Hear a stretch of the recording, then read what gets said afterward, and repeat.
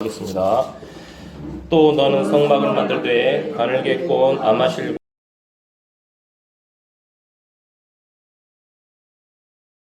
청색과 자주색과 주홍색 실로 짠 10개의 앙장으로 만들며 정교한 솜씨로 만든 그룹들을 수놓아 앙장들을 만들지니 한 앙장의 길이는 28규빗이요 한 앙장의 너비는 4규빗이며 앙장들이 각각 한 치수를 갖게 할지니라. 또 5 앙장을 서로 함께 연결하고 또 다른 5 앙장을 서로 연결하며 그 연결한 것의 가장자리로부터 한 앙장 끝단에 청색 고리들을 만들고 둘째 것에 연결한 것의 다른 앙장 맨 끝단에도 그와 같이 할지니라. 너는 한 앙장에 고리 50개를 만들고 둘째 것에 연결한 것의 앙장 끝단에 고리 50개를 만들어 그 고리들이 서로를 붙들게 할지니라. 너는 금으로 걸쇠 50개를 만들고 그 걸쇠들로 앙장들을 함께 연결하여 그것이 한 성막이 되게 할지니라. 너는 염소털로 앙장들을 만들어 성막을 덮는 덮개가 되게 하고 11개의 앙장을 만들지니라. 한 앙장의 길이는 30규빗, 한 앙장의 너비는 4규빗으로 하고 11개의 앙장을 다 한 치수로 하며 너는 5 앙장을 서로 연결하고 또 6 앙장을 서로 연결하되 6째 앙장은 성막의 맨 앞에서 겹치게 할지니라. 너는 연결한 것의 가장 바깥쪽의 앙장 끝단에 고리 50개를 만들고 둘째 것을 연결하는 앙장 끝단에 고리 50개를 만들며 노수로 걸쇠 50개를 만들고 그 걸쇠들을 그 고리들에 넣어 장막을 함께 연결하여 그것이 하나가 되게 하며. 제가 기도드리겠습니다. 하나님 아버지 감사합니다. 오늘 또 출애굽기 26장에 나와 있는 성막에 관한 말씀들을 통해서 주님이 우리에게 가르쳐 주시고 싶어 하시는 것들을 올바르게 배우고 또 올바르게 우리 마음에 간직해서 또 올바로 살아가며 또 올바로 주님을 섬기고자 합니다. 하나님 은혜를 베풀어 주시길 원합니다. 감사를 드리며 살아계신 우리 주 예수 그리스도의 이름으로 기도드렸습니다. 아멘. 오늘은 이제 성막에 관해서 말씀을 이제 3번째 교제하는 시간입니다. 오늘은 그 성막의 지붕, 그러니까 또 성막의 천장에 대해서 이렇게 교제를 하려고 합니다. 모든 집은 지붕이 있습니다. 그렇죠? 외부 환경으로부터, 날씨로부터 안에 있는 물건들이나 안에 거주하는 사람들을 보호하기 위해서인데 이 성막의 지붕 또한 천장은 그 주변에 척박한 이렇게 사막의 환경으로부터 피난처였습니다. 그리고 그 아래에서 이제 제사장들이 외부 환경, 날씨에 구애받지 않고 이렇게 그들의 사역을 수행할 수 있었던 겁니다.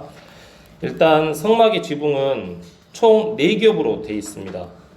오늘 저희가 읽었던 글은 1절에서는 첫 번째 앙장이 있고 또 7절에서는 염소털로 된 앙장이 있는데 그 나머지 2개는 이제 14절에 있거든요. 붉게 물들인 순양의 가죽으로 만든 덮개가 있고 오소리 가죽으로 만든 덮개. 그러니까 그 곱게 꼰 아마실로 만든 덮개가 있고 그 위에 염소털로 된 덮개가 있고 그 위에 붉게 물들인 순양의 가죽으로 만든 장막의 덮개가 있고 오소리 가죽으로 만든 덮개, 이렇게 총 4가지가 있는데 오늘은 그 2가지만 이렇게 이제 교제를 하려고 합니다. 성막의 천장 덮개를 이해하기 쉽게 말하자면 우리식으로 말하자면 커튼입니다. 커튼. 근데 이제 여기 성경에서는 그거를 앙장이라고 해놨을 뿐입니다. 앙장. 자, 먼저 26장 1절을 보시면 또 너는 성막을 만들되 가늘게 꼰 아마실과 청색과 자주색과 주홍색 실로 짠 10개의 앙장으로 만들며 정교한 솜씨로 만든 그룹들을 수놓아 앙장들을 만들지니 그랬습니다. 이 첫 번째 덮개에 대해서 이야기하고 있는데 이 첫 번째 덮개는 어디에 위치해 있는 거냐면 가장 안쪽 실내에 위치해 있는 겁니다. 우리 집으로 따지면 천장의 벽지라고 생각하시면 됩니다. 아시겠죠? 가장 안쪽에 있는 겁니다. 근데 가장 첫 번째 안쪽에 있는 덮개는 안에서만 볼 수 있는데 거기 방금 읽었던 말씀처럼 무엇으로 되어 있냐면 가늘게 꼰 아마실. 무슨 색일까요? 이것은 흰색입니다. 흰색. 그리고 청색과 자주색과 주홍색 실로 수놓아서 이렇게 만들어져 있습니다. 그런데 이 앙장에 수놓아진 그 아름다운 무늬가 지금 뭐라고 되어 있습니까? 그룹들을 수놓아 되어 있습니다. 그룹들. 그러면 천장에 이렇게 이제 그룹들이 이렇게 쫙 이제 쏘아져 있는 겁니다. 아시겠죠? 그럼 그 그룹들이 그 밑에를 쫙 내려다보고 있는 이제 그런 광경이겠죠. 근데 이 앙장이 총 몇 장으로 돼 있냐면 10장으로 돼 있습니다. 10장. 그리고 그것들이 함께 연결되어서 한 개의 커다란 앙장을 이루었습니다. 여기 보이시죠? 자료 제가 드린 거 있으시죠? 첫 번째 앙장이 있습니다. 첫 번째 앙장. 첫 번째 앙장이 있고 하나, 둘, 셋, 넷, 다섯, 여섯, 일곱, 여덟, 아홉, 열. 이 5장씩 이제 고리를 통해서 지금 연결이 되어 있는 거거든요. 이거 보시면 이제 또 이해가 될 겁니다. 아무튼 이 첫 번째 앙장은 오직 안에서만 볼 수 있었고 제단과 물두멍을 거쳐서 성소까지 들어오도록 허락된 예배자, 그러니까 제사장들만 볼 수가 있었습니다.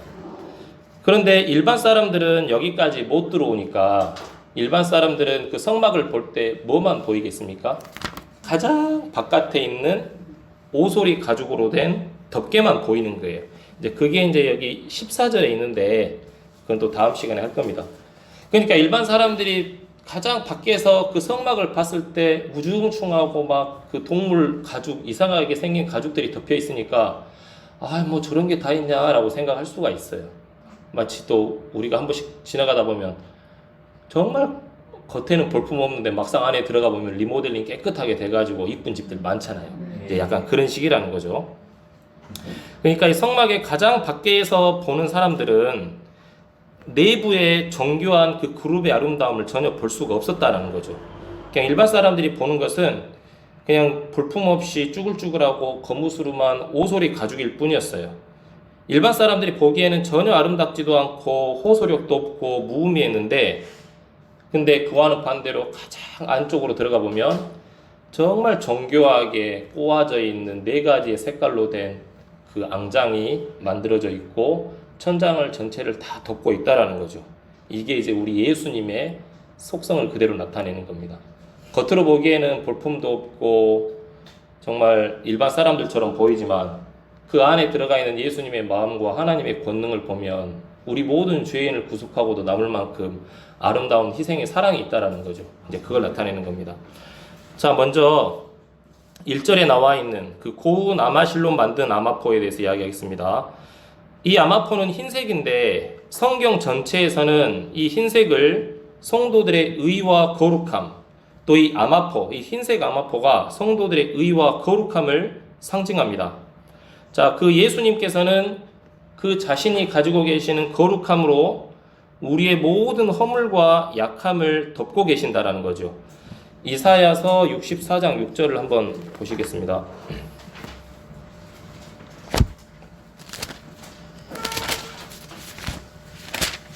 이사야서 64장 6절은 우리의 모습을 나타내는 말씀입니다.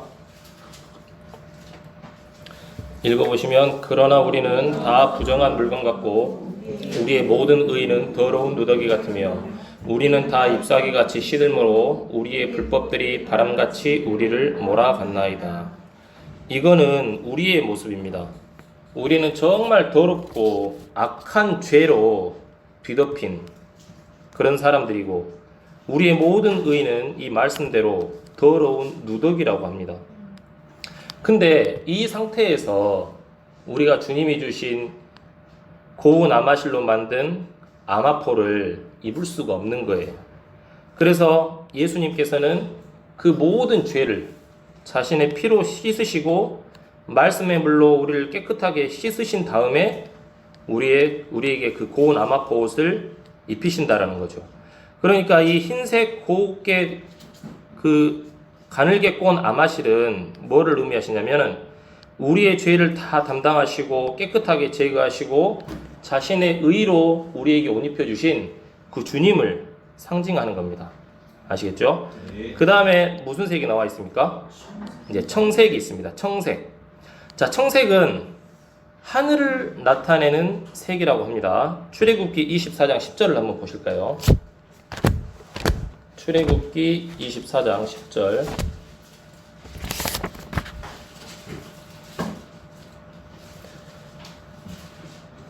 읽어보시면 이스라엘의 하나님을 보았는데 그분의 발밑은 마치 사파이어 돌로 포장한 듯하고 청명한 하늘의 본체 같더라 라고 나와 있습니다.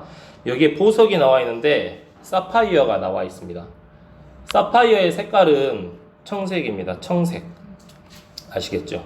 그래서 이 청색이 이 말씀을 통해서 알 수 있듯이 이 청색은 하늘을 나타내는 색입니다. 자, 흰색 바탕에 가늘게 꼬은 흰색의 아마실에다가 청색 실로 이렇게 수 놓아져 있다고 그랬는데 이것은 하늘로부터 이 땅에 오신 거룩한 주 예수님을 상징하는 것입니다. 그 다음에 자주색 나와 있습니까? 자, 자주색은 고귀함을 나타내는 색으로서 자주색은 주로 그 당시에 왕이나 귀족들이 입던 옷이었습니다. 자, 그러면 당연히 자주색은 왕이신 누구를 의미하겠습니까? 예수님을 의미한다는 거죠. 근데 로마 병사들이 십자가에 못 박힌 예수님을 조롱하면서 유대인의 왕이다 하면서 무슨 옷을 입혔습니까? 자주색 옷을 입혔습니다. 그러니까 자주색 옷을 입힌 것 자체가 예수님이 그 당시에 고난을 통해서 자주색 옷, 조롱당하면서 입으셨지만 넓게 의미해서 보면은 왕이시기 때문에 하나님의 큰 틀 안에서는 자주색 옷을 입히신 거예요. 그 내용은 요한복음 19장 2절에 나와 있습니다. 한번 메모하셨다가 보시면 될 것 같고, 그 다음에 마지막 색깔인데 이제 주홍색입니다. 주홍색은 그리스도의 고난을 상징합니다. 또 주홍색은 피를 상징할 뿐 아니라 우리의 죄의 색깔을 나타내기도 합니다. 이사야 1장 18절 이걸 한번 같이 읽어보시겠습니다.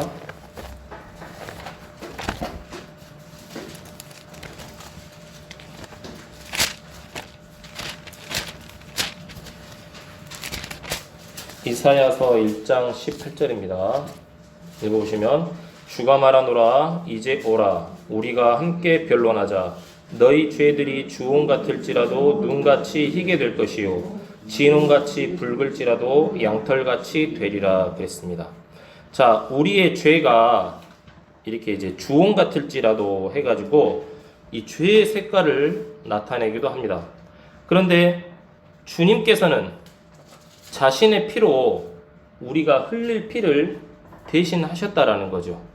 그러니까 이 첫 번째 이 앙장에 들어가 있는 모든 색깔의 의미는 그렇습니다. 자, 우리의 죄가 주홍 같을지라도 하늘의 왕이신 우리 주 예수 그리스도께서 오셔서 우리의 모든 죄를 희고 깨끗하게 만들었다. 첫 번째 앙장에는 이제 그런 상징이 들어가 있는 겁니다. 이해되시죠? 예. 이렇게 네 가지 색으로 이루어진 앙장에는 이제 또 뭐가 수놓아져 있다고 그랬습니까? 그룹들이 수놓아져 있다고 그랬습니다. 자, 그런데 만약에 그룹들이 수놓아져 있으면 그 그룹을 통해서 또 어떤 사실을 알 수 있습니까? 그 그룹들 사이에 주님이 계시는구나. 그걸 알 수가 있다라는 거죠. 자, 시편 99편 1절 한번 봐보실까요?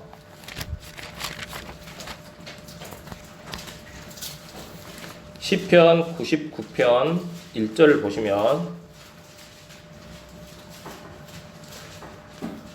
읽어보시면 주께서 통치하시니 백성들은 떨지어다 그분께서 그룹들 사이에 앉아 계시니 땅은 흔들릴지어다 그랬습니다. 주님은 영으로 존재하시는 분이기 때문에 우리 눈에 보이지는 않지만 우리 눈에 보이는 그룹들이 있다면 이 말씀을 근거로 해서 주님은 그룹들 사이에 계시는구나 하면서 그 그룹들 아래에서 우리는 정말 하나님이 계심을 알고 조심해야 된다는 거죠. 자, 그들이 마치 이제 제사장들이 그러면 그 그룹들 밑에서 이제 그 사역을 수행을 했는데 이거를 보면은 딱 뭐라 하냐면은 이 제사장들이 그 그룹들의 날개 밑에서 이렇게 이제 사역을 수행하고 있는데 성경을 읽다 보면 주의 날개라는 표현을 자주 보시죠. 찬송가에도 주 날개 밑 해가지고 그 말 있잖아요. 근데 그거를 듣다 보면은 어떤 생각이 드냐면 우리 주님께서 날개를 갖고 계신가? 그런 생각을 할 수도 있잖아요. 그렇죠? 그런데 그렇지는 않습니다. 자, 시편 17편 8절을 한번 보실까요? 지금 시편 같이 보고 계시니까 시편 17편 8절. 다윗의 기도인데요.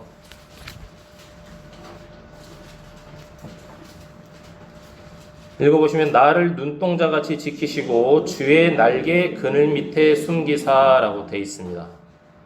자, 이 말씀을 읽어보면 주님이 날개가 있다고 생각할 수도 있는데 그게 아니고 그룹들 가운데 거하시는 주님을 표현한 말입니다.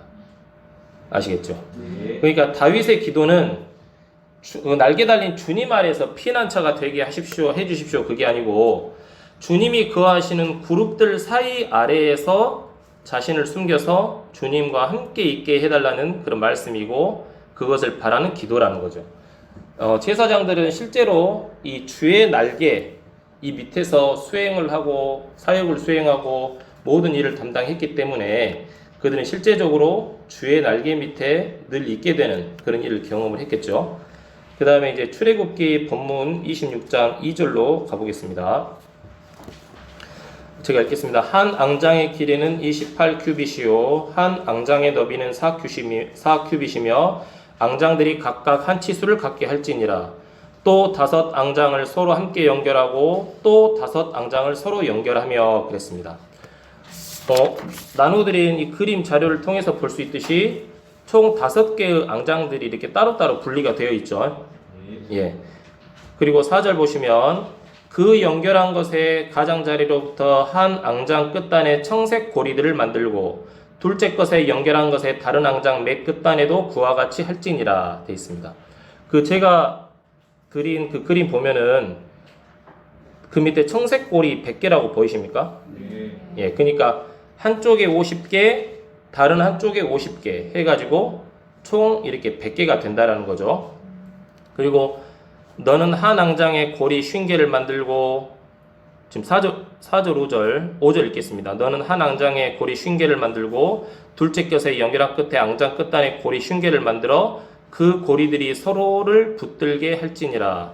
너는 금으로 걸쇠 50개를 만들고 그 걸쇠들을 앙장들을 함께 연결하여 그것이 한 성막이 되게 할지니라 그랬습니다. 그러니까 이 앙장들이 서로 분리되어 있을 때는 6절에 있는 말씀처럼 한 성막이 되게 할지니라 라는 말씀에 충족하지 못합니다.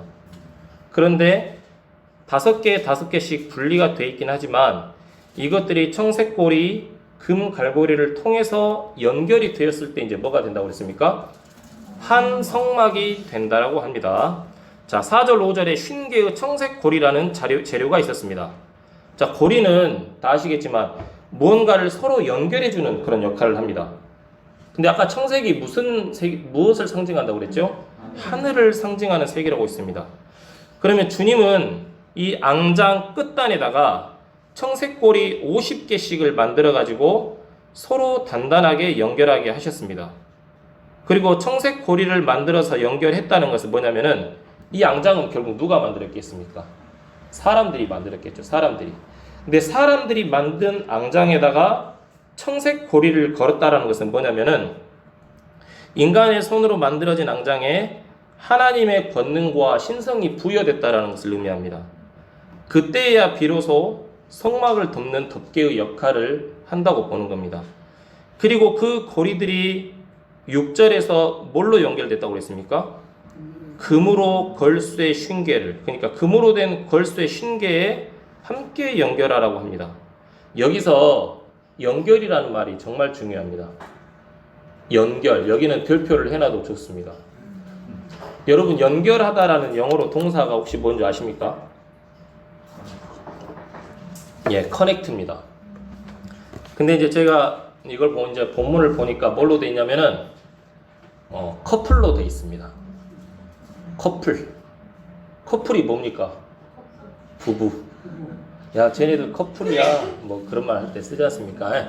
근데 커플이 부부라는 뜻도 있지만 동사로는 연결하다라는 뜻도 있습니다. 학생들 알겠죠? 하나 배웠습니다. 오늘 영어 시간. 커플, 연결하다. 자, 커플은 부부란 뜻도 있는데 부부란 뭡니까? 몸과 몸, 마음과 마음이 연결돼서 한 몸이 된 상태지 않습니까? 그렇죠?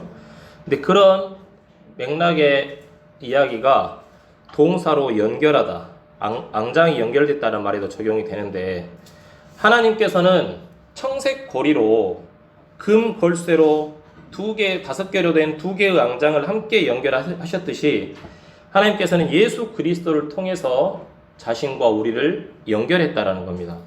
자, 청색 고리로 연결된 2개의 앙장은 이제 더 이상 둘이 아니라 뭐가 됐다고 그럽니까? 하나가 됐다라는 거죠. 하나. 이것은 하나님과 교회의 관계, 그리고 하나님과 성도의 관계를 나타내 주는 겁니다. 주님과 우리의 관계는 서로 떨어진 독립된 관계가 이제 더 이상 아니라는 겁니다. 생명으로 연결된 하나의 관계, 하나의 생명체라는 거죠. 그래서 우리는 십자가의 죽음에 우리를 내어주고 그리스도에게 순종할 때 우리는 어떤 인간적인 마음, 짐승 같은 마음이 아니라 그리스도의 마음으로 살아갈 수가 있다는 거죠.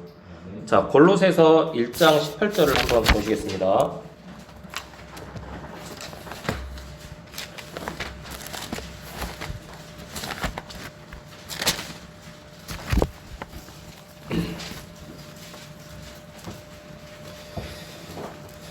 읽어보시면, 그분께서는 몸 곧 교회의 머리시니라. 그분께서 시작이시요 죽은 자들로부터 처음 남자이시니 이것은 그분께서 모든 것에서 으뜸이 되려 하심이라. 자, 그분께서는 몸 곧 교회의 뭐라고 되어 있습니까? 머리라고 되어 있습니다. 그러면 이 머리로부터 우리는 무엇을 공급받느냐? 뒤로 넘겨서 에베소서 4장 16절 한번 보시겠습니다. 앞으로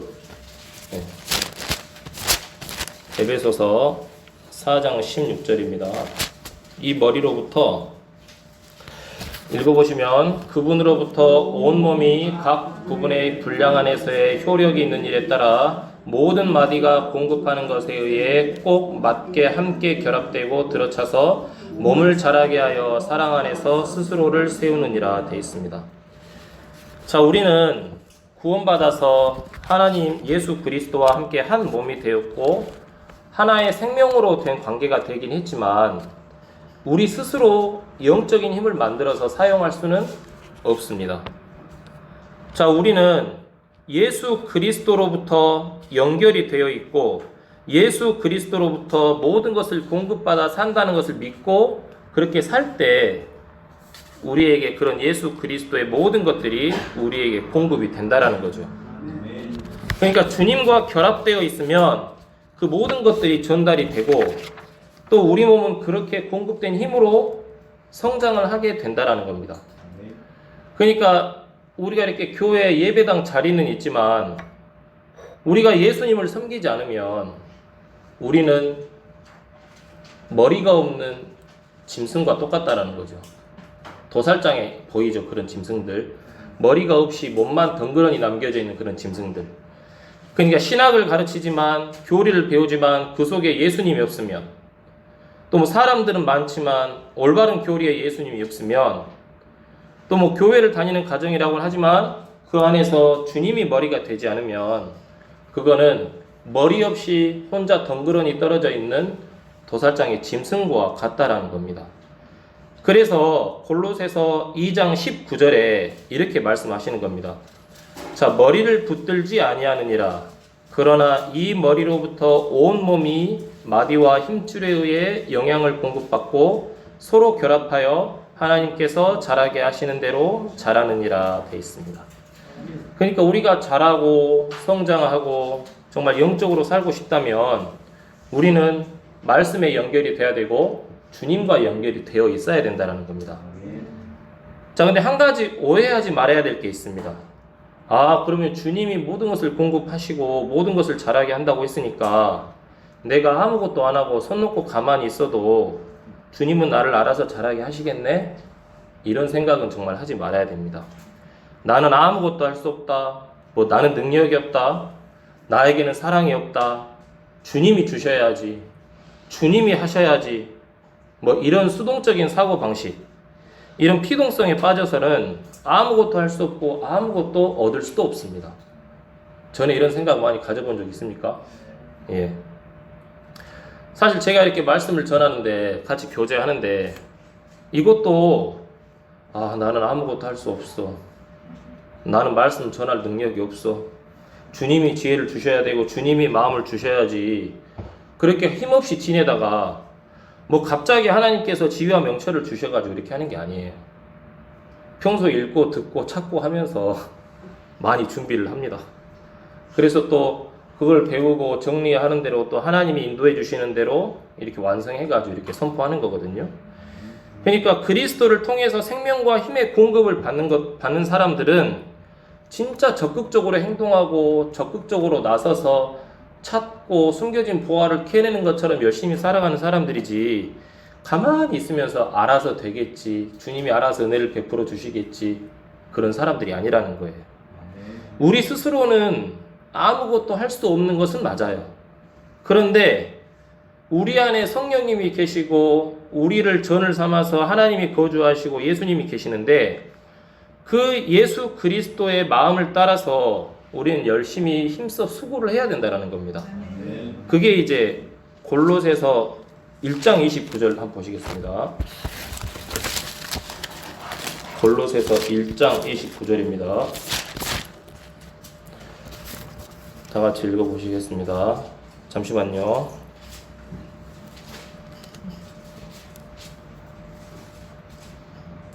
말씀을 잘못 찾았네.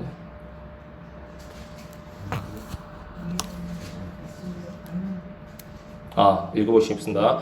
이 일을 위해 나도 내 속에서 강력하게 일하시는 그분의 활동에 따라 싸우며 수고하노라. 예, 그분의 활동에 따라 싸우며 수고하노라 라고 되어 있습니다. 그렇죠? 그러니까 가만히 있으면 싸우며 수고가 안 된다는 거죠. 우리에게 주어진 말씀을 통해서 주님께서 나에게 은혜 베푸신 말씀, 내가 얻은 그 주님의 마음을 통해서 우리는 힘써 싸우면서 수고하면 된다라는 겁니다. 자, 우리의 손과 발은 어디에서 힘이 공급되죠? 이제 머리에서 공급됩니다. 그러니까 손과 발이 가만히 있으면 뭔 일을 합니까? 머리에서 지시하는 대로, 또 머리에서 힘을 공급받은 대로 손과 발이 움직여서 일을 할 때 뭔가를 이뤄내는 거 아니겠습니까? 라면 하나를 끓여도 그렇죠. 그러니까 마찬가지로 우리도 이렇게 그리스도로부터 힘을 공급받아가지고 그리스도의 뜻대로 기도하고 또 찬양하고 또 복음 전하고 또 서로 섬기고 그렇게 할 때 열매를 맺고 주님께 영광을 돌릴 수가 있다는 겁니다. 그러니까 마음이 어렵고 또 무언가가 이렇게 부족해서 채워지지 않고 또 그런 상황에서 나는 아무것도 할 수 없다, 주님이 내게 마음을 주시고 이럴 때까지 기다려야지 하면서 가만히 있으면 안 된다는 겁니다. 그냥 내 손으로 성경을 펴서 내 마음의 어려움을 또 하나님께 질문하고, 또 성경에서는 그 내 마음의 질문에 대해서 어떻게 대답하시는가를 찾아서 또 믿음으로 받아들여 위로를 얻어야 된다는 거죠. 그렇게 해가지고 그 믿음 안에 거해야 됩니다. 자, 디모데후서 3장 14절 한번 보시겠습니다. 디모데후서 3장 14절입니다. 읽어보시면, 그러나 너는 배워서 확신하게 된 것들 안에 거하라. 네가 그것들을 누구에게서 배운 줄 알며. 자, 여기 말씀이 그러나 너는 배워서 확신하게 된 것들 안에 거하라 라는 말이 있습니다. 자, 우리는 많은 말씀들을 배우고 또 그것들을 나름 확신하고 정말 감사하다면서 믿음이 자라나는 것을 경험할 때도 있습니다. 그런데 살다 보면 여러 가지 또 일들이 생기죠. 그러면은 이게 내가 배운 게 맞나? 이거 내가 또 잘못 배운 거 아니야? 하면서 또 마음이 흔들리고, 또 흔들리게 되면 그게 참 신기한 게 뭐냐면 마음에 힘이 안 생깁니다. 정말 말씀이 머리시고 예수님이 그리스도 우리 머리신데 그 말씀에 믿음이 생기지 않으면 마음이 흔들려요. 저도 사실 이렇게 말씀을 선포하고 또 성경 교사라는 직분으로 불리는 사람인데 이 말씀이 항상 내 마음에서 힘이 되고 감사가 되는 건 아니에요. 야, 어제 들었던 말씀은 정말 은혜스러웠는데 오늘 일은 왜 이렇게 텅텅 터지고 어려운 일들이 많냐? 미쳐버리겠네. 막 그런 생각이 들 때가 있어요. 그런데 그 일을 겪을 때마다 제가 어떤 생각을 하냐면 이 일을 두고 하나님이 내가 또 어떻게 반응하시는지를 시험하신다는 그런 마음이 들어요. 말씀은 말씀이고 일은 일이에요. 말씀과 일을 섞어버리면 안 되겠다는 그런 마음이 자주자주 들더라고요. 그래서 어려움이 생기면 어려움 가운데 주님 은혜 베풀어 주십시오. 그냥 그렇게 기도하고 그 마음을 내가 배워서 확신하게 된 것들 안에서 떠나지 않아야겠다는 그런 마음이 자꾸 들더라고요. 그렇습니다. 그렇기 때문에 우리는 이렇게 배우게 확신하게 된 것들에 강하게 거해야 됩니다. 근데 마귀는 그걸 거하지 못하게 하려고 또 다른 시험으로 다가와요. 그러면은 또 다른 말씀으로 또 붙잡아야 돼요. 근데 말씀을 읽어도 사실 다 깨달아집니까? 저 요즘 이제 에레미야서 읽는데 에레미야서가 뭐 전에는 참 은혜롭고 감사하고 윤 목사님 설교 들을 때도 참 많은 은혜가 되었지만 잘 안 읽어집니다. 요즘은 또 그렇더라고요. 그렇다고 해서 성경 덮으면 안 돼요. 그래서 이제 고린도전서 강해를 좀 쭉 읽고 있습니다. 그러니까 말씀을 읽어도 답이 안 나오고 안 깨달아지면 그냥 쉽게 풀어서 설명이 된 설교집이라도 찾아야 됩니다. 근데 그것으로도 해결이 안 되면 들어야 되고, 그것으로도 안 되면 지체들과 만나서 빛 가운데 교제를 하면 되는 겁니다. 경로가 얼마든지 있어요. 여러분께 내비게이션 딱 설정해가지고 내비게이션이 안내하는 대로 가는데 얘 좀 생뚱맞게 안내하네, 그럴 때 있지 않습니까? 그럴 때면 또 제가 아는 편안한 길로 가잖아요. 그러니까 말씀을 대할 때 말씀이 어렵고 마음이 또 말씀 앞에 겸손하게 안 될 때가 있어요. 그럴 때는 설교집이라도 읽고 설교라도 듣고 또 지체들과 교제하면서 우리 마음을 주님 앞에 올바로 세울 수 있도록 스스로 계속 노력을 해야 돼요. 아시겠죠? 전에는 저한테 큰 의문이 하나 있었습니다. 하나님과 함께 걷는 것이 과연 무엇일까? 주님과 동행하는 삶이 무엇일까? 뭐가 신앙일까? 전에는 작정하고 교회가 하라는 대로 하고 교회의 마음을 받아서 복음의 일을 함께하면 그게 신앙이고 주님과 동행하는 삶인 줄 알았어요. 근데 그런 습관에 젖어 있던 곳에서 이제 나와가지고 이제 살다 보니까 늘 하던 것을 안 해요. 또 늘 가던 곳을 안 가요. 늘 만나던 사람들을 안 만나고 혼자 시간을 보내는 시간들이 좀 많게 됐어요. 이게 무슨 말씀이신지 아시죠? 늘 가서 교회 일에 함께하고 또 출근 전에 교회 가서 교회 일 함께하다가 출근하고, 그게 나쁘다라는 건 아니에요. 근데 이렇게 혼자 보내는 이제 시간이 많아지니까 괜히 신앙을 안 하는 것 같더라고요. 시간이 너무 남아 돌아요. 그때 뭐 교회를 청소를 한다든가 화장실 청소를 한다든가 뭐 예배도 뭐 볼 거 있으면 뭐 수리한다든가 또 뭐 전도하고 뭐 신방 가고 그랬었는데, 근데 그 전에 비해 너무 편하게 사는 것 같다라는 모습이 제게 느껴졌어요. 그 선교에 나오고 나서요, 직후에. 근데 막 너무 편하게 사니까 타락한 것 같더라고요. 이러다가 또 하나님의 저주를 받는 거 아니야. 마음이 진짜 갈팡질팡했거든요. 근데 그때 진짜 감사한 건 뭐냐면 하나님께서 그때 좀 말씀을 보게 하셨어요. 다른 거 하는 것보다도 그냥 성경을 읽게 하시더라고요. 그때 하나님께서 평안을 주시는 말씀이 있었는데 미가서 6장입니다. 한번 같이 읽어보시면 좋겠습니다. 미가서 6장 6, 7, 8, 9절인데요.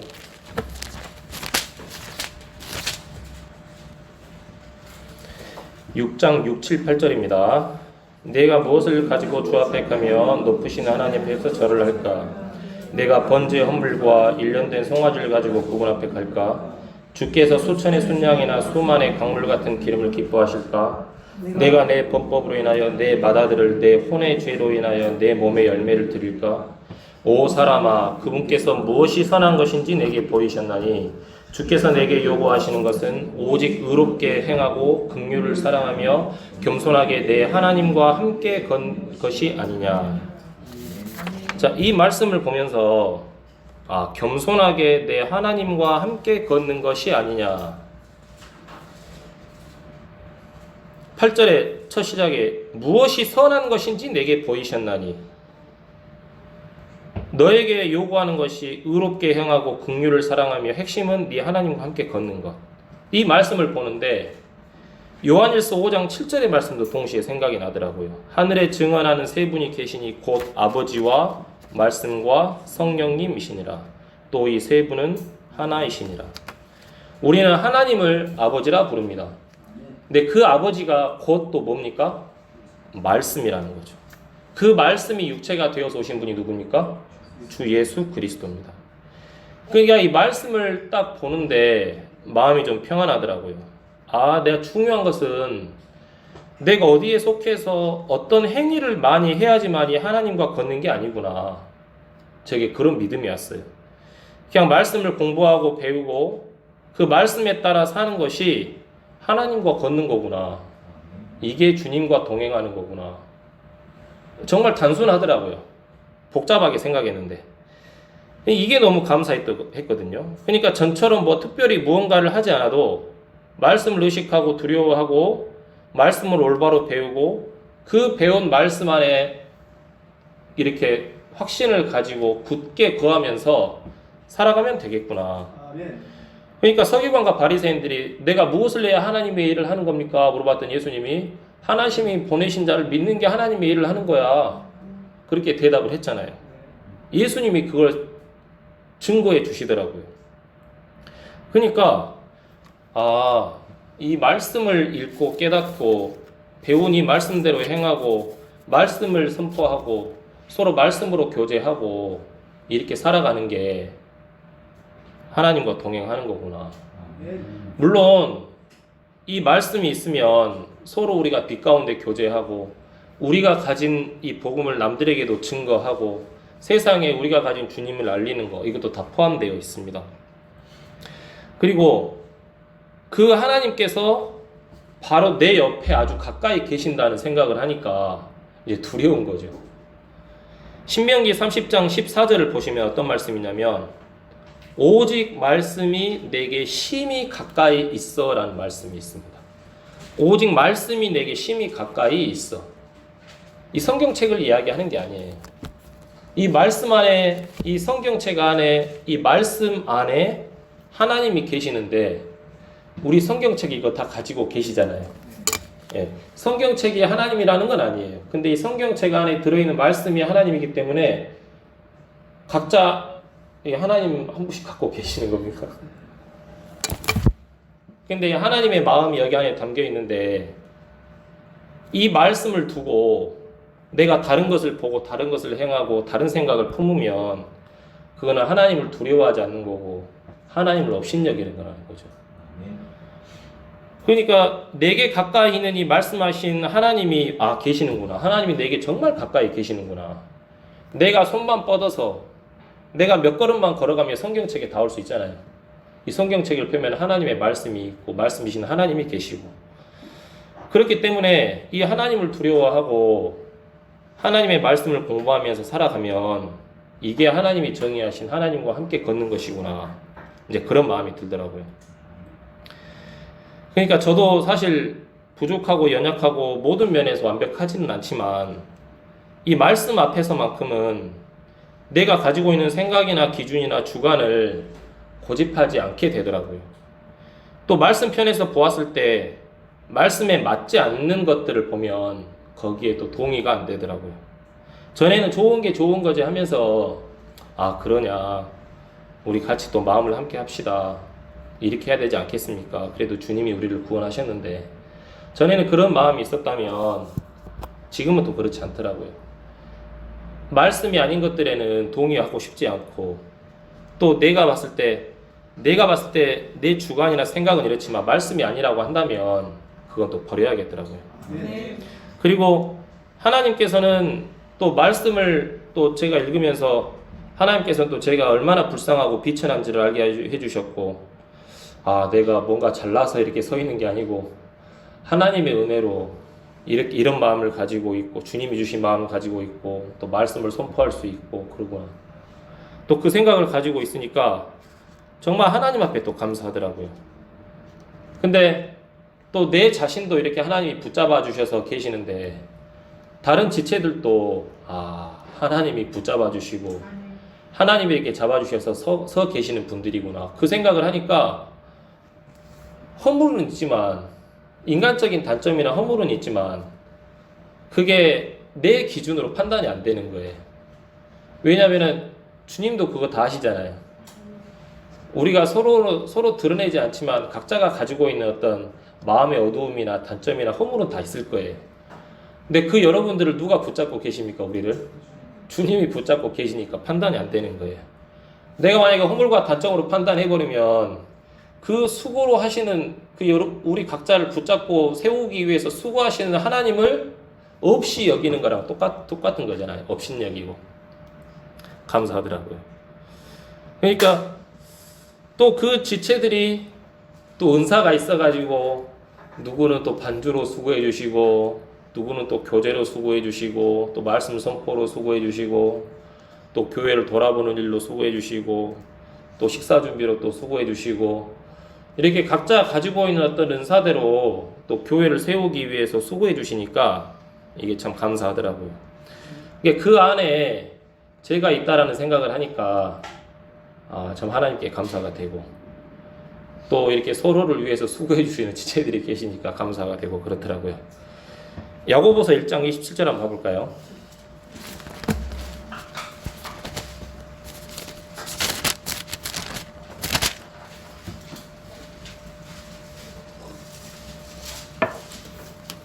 야고보서 1장 27절입니다.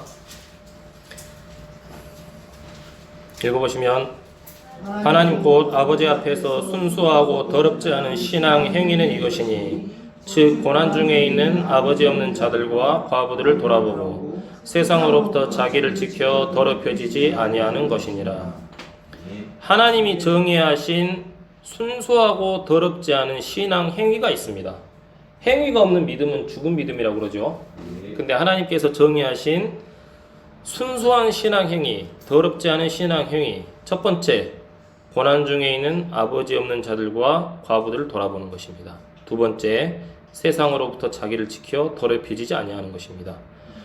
아버지 없는 자들, 육체적으로 정말 아버지가 돌아가셔서 없는 자들을 뜻할 수도 있지만 우리가 하나님 아버지라고 부르는데 그 하나님을 믿지 못하고 죄악에 있는 죄인들, 과부들, 남편이 없는 과부. 근데 우리는 예수 그리스도의 신부입니다.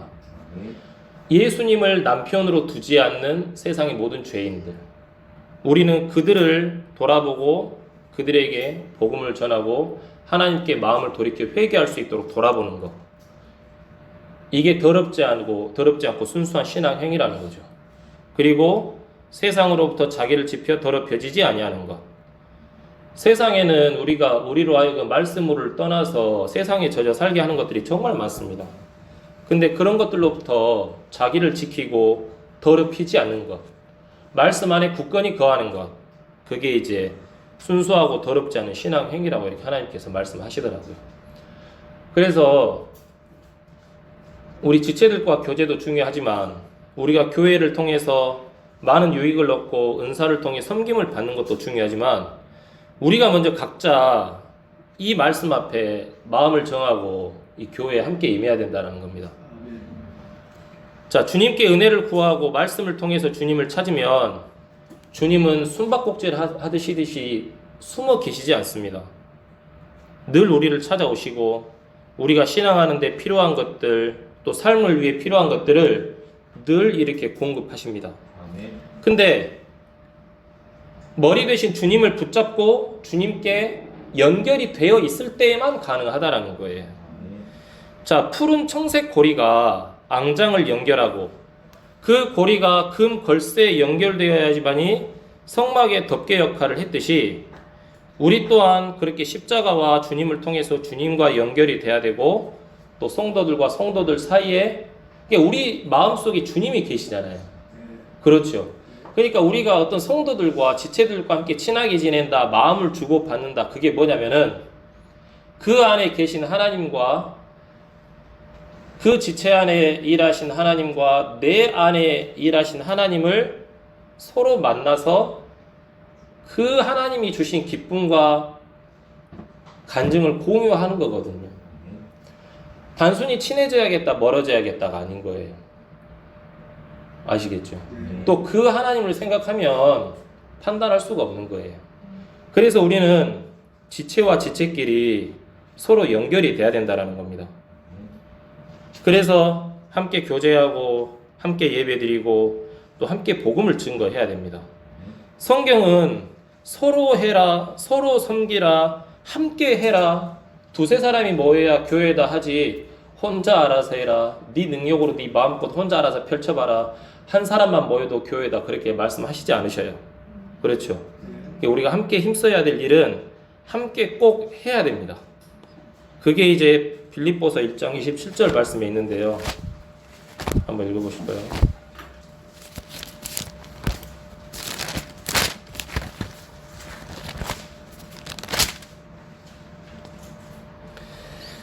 오직 너희 행실을 그리스도의 복음에 합당하게 하라. 그리하면 너희에 대한 일들 곧 내가 가서 너희를 보든지 떠나 있든지 너희가 한 영 안에 굳게 서서 복음의 믿음을 위하여 한 마음으로 함께 싸우며.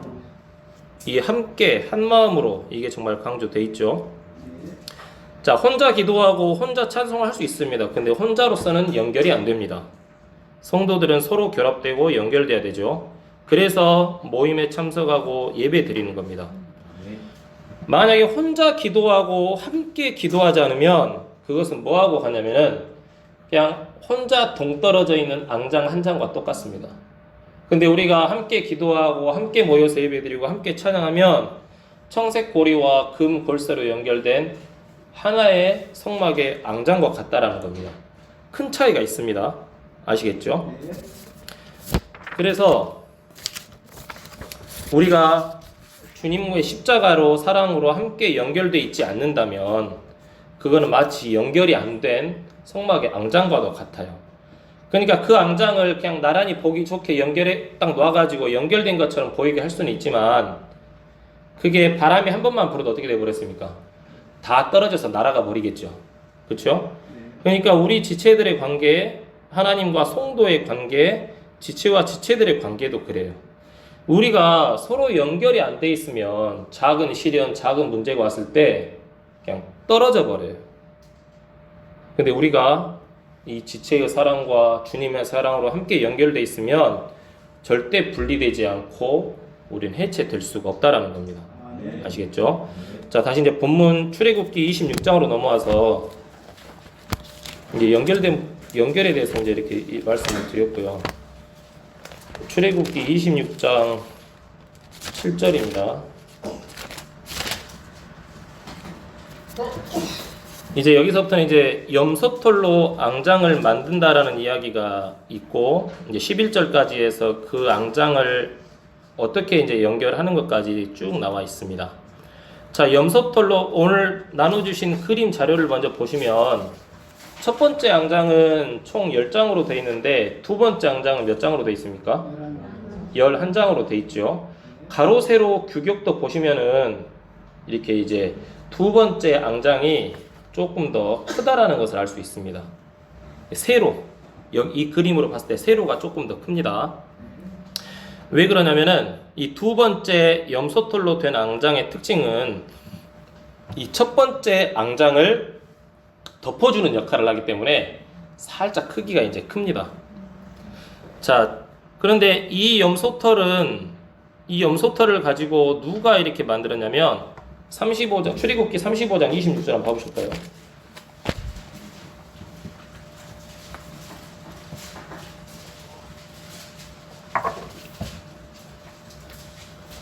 (35장) 26절을 보시면 지혜로운 마음에 감동을 받은 모든 여인들은 염소털로 실을 짓고, 여인들이 염소털로 실을 잡고 그걸로 이제 이 염소털로 된 앙장을 만들었던 겁니다.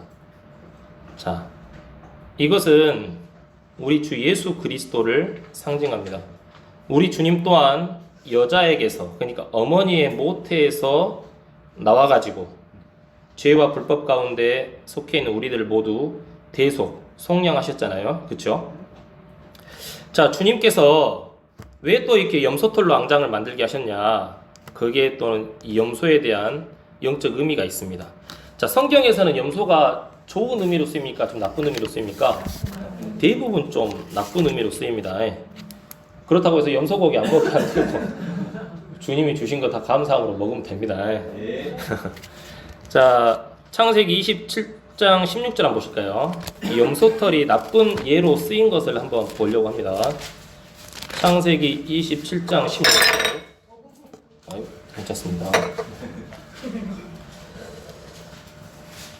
읽어보시면, 또 염소들 중에서 새끼들의 가죽을 그의 손과 및 그의 목에 민숭민숭한 곳에 붙여주고.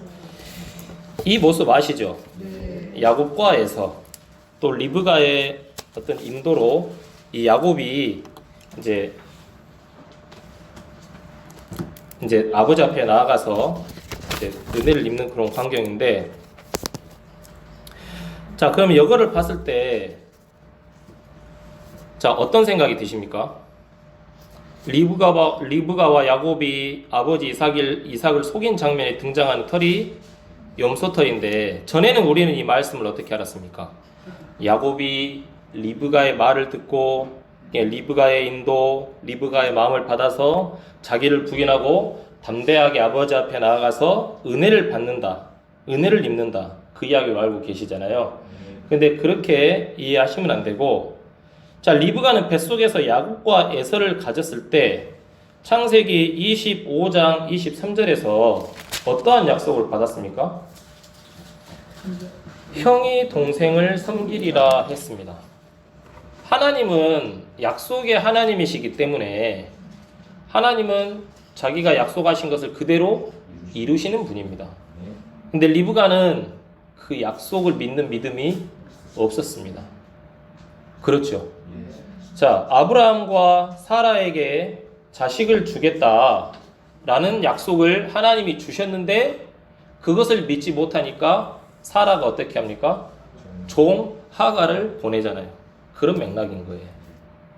믿지 못하는 마음. 주님의 약속을 믿지 못해서 리브가가 야곱을 이렇게 속여가지고 아버지를 속이는 겁니다. 그렇게 하셔야 됩니다. 그럼 왜 야곱이 은혜를 입었습니까? 하나님이 약속하셨으니까 은혜 입은 겁니다. 자, 아무튼 염소는 이렇게 좀 안 좋은 의미로 쓰입니다. 아버지를 속이는 데 쓰였죠. 자, 창세기 37장 31절 보시면 또 염소가 이제 안 좋게 쓰인 예입니다. 37장 31절입니다. 그들이 요셉의 옷을 취하고 염소 새끼를 죽여 그 옷을 피로 적시고는, 여기서도 염소는 좋은 의미가 아닙니다. 죄악에 연루되어 있습니다. 또 아버지를 속이기 위해서 이렇게 한 거죠. 다윗의 아내 미갈도 아버지 사울을 속일 때 염소털을 사용해가지고 염소털로 만든 베개를 가지고 침상에 딱 눕혀가지고 또 아버지를 속였잖아요. 그렇습니다. 아무튼 염소는 성경에서 또 죄성을 지닌 인간들을 이야기합니다. 주님께서 이방 민족을 심판하실 때 양과 염소로 나누시는데, 염소는 또 악한 민족들을 의미합니다. 염소가 의미하는 것은 죄성을 지닌 인간들을 의미합니다. 그런데 주님께서 속죄의 헌물로 염소를 요구하시죠. 그 염소를 요구하시는 것은 염소를 죽이심으로 인해서 우리를 죽이시는 것을 의미하기 때문이고, 주님께서 우리의 죄를 대신해 십자가에 못 박혀 죽으셨지 않습니까? 그러면은 예수님께서 염소 같은 우리가 되셨다는 거예요. 죄성을 지닌 염소. 그래서 이 성막을 덮는 두 번째 덮개가 염소털로 된 거라는 겁니다. 자, 염소털 낭장이 의미하는 것은 뭐냐면, 죄악된 우리를 위해서 친히 죄가 되셔서 십자가에 못 박혀 대신 죽이신 우리 예수 그리스도를 상징하는 것이랍니다. 아시겠죠? 그리고 이 두 번째 앙장을 보시니까 총 몇 장으로 됐다고 그랬죠? 5장, 6장으로 되어 있습니다. 이 숫자에도 그냥 5장, 6장, 5장씩 그냥 딱 맞는데 한 장이 남네? 한쪽에 그냥 붙이자 해가지고 5장, 6장이 아닌 거예요. 이것도 성경을 공부하고 연구하신 어떤 그 믿음을 가진 사역자들이 연구해 보니까 괜히 5장, 6장이 아니고, 자, 이 숫자 5앙장에서 5은 무엇을 의미하냐면 출애굽기 38장 1절 한번 보시겠습니다. 출애굽기 38장 1절입니다. 그가 시팀나무 번제 헌물 제단을 만들되 그것의 길이를 5규빗, 너비를 5규빗으로 하여 그것을 네모 반듯하게 하고 그것의 높이는 3규빗으로 하며 가로 세로 몇 규빗으로 되어 있습니까? 5. 그런데 이 번제단 여기에서 이제 뭐가 일어납니까? 짐승들의 죽음이 일어납니다. 숫자 5는 은혜로 알고 있는데 숫자 5는 정확히 성경을 통해서 보면은 죽음을 나타낸다고 합니다. 창세기 5장 5절 한번 보실까요? 창세기 5장 5절입니다.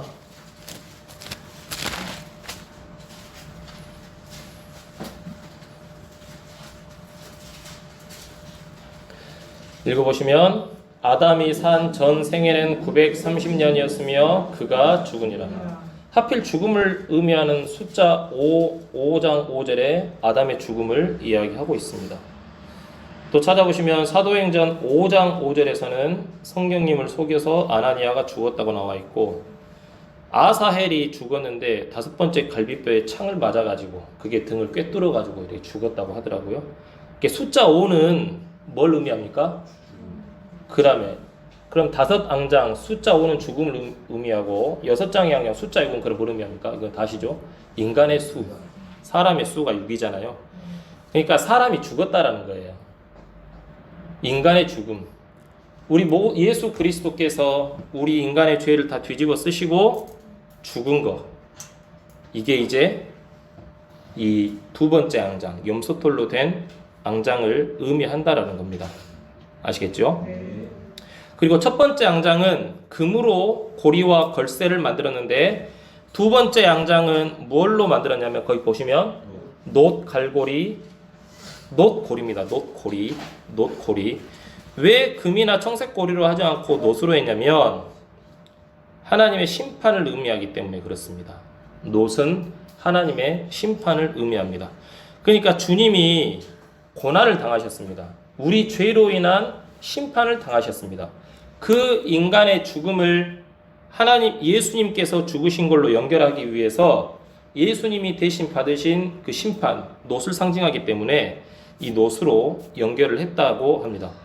이 이야기가 이제 레위기 26장 18절에 있는데 하나님께서 주님의 말씀을 거역하고 말을 듣지 않는 이스라엘 백성들을 향해서 어떻게 심판을 하시냐면 레위기 26장 19절에 보시면 18절부터 보시면 이 모든 것에 불구하고 너희가 내 말에 귀를 기울이지 아니하면 너희 죄들로 인하여 내가 너희를 7배나 더 벌하리라. 19절에 내가 너희 권능의 교만을 꺾고 너희 하늘을 쇠같이 하며 너희 땅을 놋 같게 하리니. 심판의 결과가 이제 놋이라는 겁니다. 그래서 놋이 가리키는 성경적 의미는 하나님의 저주와 심판이라는 것을 분명히 알 수 있고, 자, 이 놋 고리와 걸쇠로 이 2번째 앙장이 연결되어 있는 이유는 아까도 말했지만 예수 그리스도께서 우리 대신 심판을 받아 죽으셨기 때문에 그렇다라는 겁니다. 아시겠죠? 그래서 이렇게 해서 오늘은 이 성막을 덮는 4가지 덮개 중에서 2가지 대해서 공부를 했습니다. 다음 시간에 이제 그 붉게 물들인 염소 가죽 그리고 오소리 가죽에 대해서도 또 공부를 할 텐데 조금 다소 어려울 수도 있지만 또 이 그림 자료 보시면서 또 성경 말씀 한번 출애굽기 본문 보시면서 곰곰이 한번 생각해 보시면 또 은혜가 될 거라고 생각합니다. 네, 오늘은 여기까지 말씀 전하도록 하겠습니다.